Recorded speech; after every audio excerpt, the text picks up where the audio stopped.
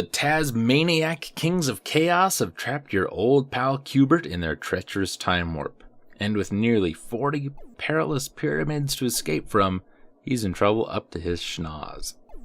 Now you're his only hope, but to secure QBert's safety, you'll have to be a whiz-bang player, bouncing our pug-nosed hero around like a banshee and matching the pyramid squares with escape code colors. All the while, you'll dodge untold zillions of whammy balls that'll fall onto the cubster's punky hairdo. Splat.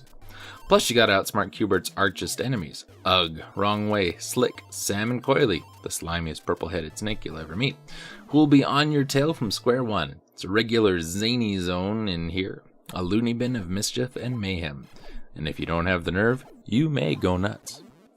In QBert, from Ultra, 1989. Ultra, a way of saying, it's really Konami. But hey, it's still QBert. It is an arcade game. It was developed and published, by Gottlieb in 1982. It's a platform game that features 2D graphics, and the object is to change the color of every cube in a pyramid by making the on-screen character jump on top of the cube while avoiding obstacles and enemies. We use a joystick to control the character. Excuse me. The game was conceived by Warren Davis and Jeff Lee. Lee designed the titular character based on childhood influences and gave QBert a large nostril that shoots projectiles. His original idea involved traversing a pyramid to shoot enemies, but Davis removed the shooting game mechanic due to simplifying gameplay. QBert was developed under the project named Cubes and was briefly named Snots and Boogers and the little swear sign during development. In this instance, at the @ sign, an exclamation point, the pound sign, a question mark, @ sign, and a exclamation mark. QBert was received in arcades by critics who praised the game, gameplay, and main character.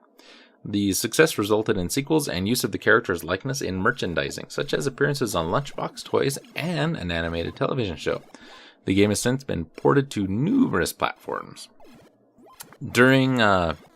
Developed during a period when Columbia Pictures owned Gottlieb, the rights to QBert stayed with Columbia even after they divested themselves of Gottlieb assets in 1984, and therefore it is currently a property of Sony Pictures Entertainment, who acquired Columbia in 1989.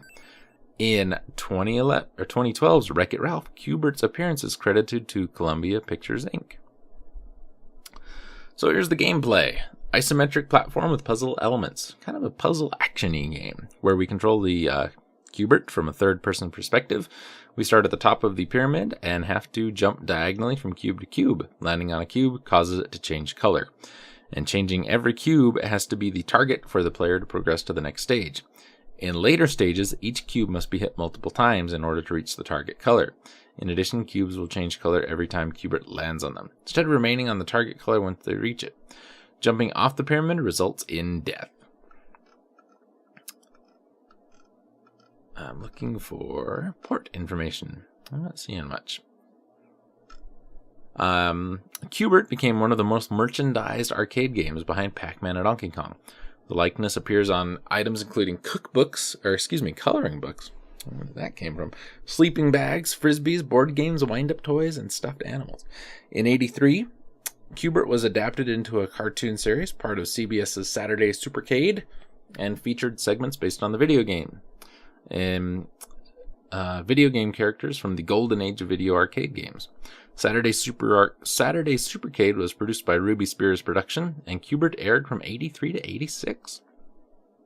The show is set in the United States in a 50s era town called Qberg and stars QBert as a high school student. In the cartoon, QBert's design was altered to include arms and hands, as well as the ability to shoot black projectiles from his nose. Currently frequently say puns that add the letter Q to words. It also includes new characters similar in appearance to QBert and game's other characters. The game has been referenced in episodes of South Park, Mad, Robot Chicken, Family Guy, Futurama, and The Simpsons. Obtaining the highest score for the game became a goal for players. Dora Self, credited by Guinness World Records as the oldest competitive female gamer, set a record score for QBert in 1984 at the age of 58. Her record was surpassed, however, and she continued attempting to regain the record until her death in 2006. Creators Davis and Lee expressed pride at the longevity of the game's legacy. Davis has also surprised people still positively positively remember the game. In describing QBert's legacy, Jeff Gertzman of GameSpot referred to the game as a rare arcade success. Despite its success, though, the two creators did not receive royalties as Gottlieb had no such program in place at the time. The North American video game crash of '83, however, depressed the market, and by 1984 the game's popularity began to decline. QBert, Coily, Ugg, Slick, and Sam appear in Wreck-It Ralph. They start out as homeless characters, living in Game Central Station after the game was unplugged and taken out of Litwax Arcade. Ralph gives them a cherry from Pac-Man as a gesture of kindness. After Ralph takes Markowski's uniform in Tapper, he accidentally trips over QBert on his way to Hero's Duty. This leads QBert to go to Fix-It Felix Jr. to warn Felix that Ralph's gone turbo. Felix apparently speaks QBertese. At the end of the film, Ralph and Felix decide to let QBert, Coily, Ugg, Slick, and Sam into Fix-It Felix Jr., suggesting that they help out in bonus levels, where Coily, Ugg, Slick, and Sam assist Ralph in wrecking the building, while QBert assists Felix in fixing it. It's a fun game. It's frustrating, thus the little swear word thing that pops up whenever you die. That's kind of what the whole idea behind that was. It's a fun game, though. I always have remembered QBert fondly, even though I've never been good at it.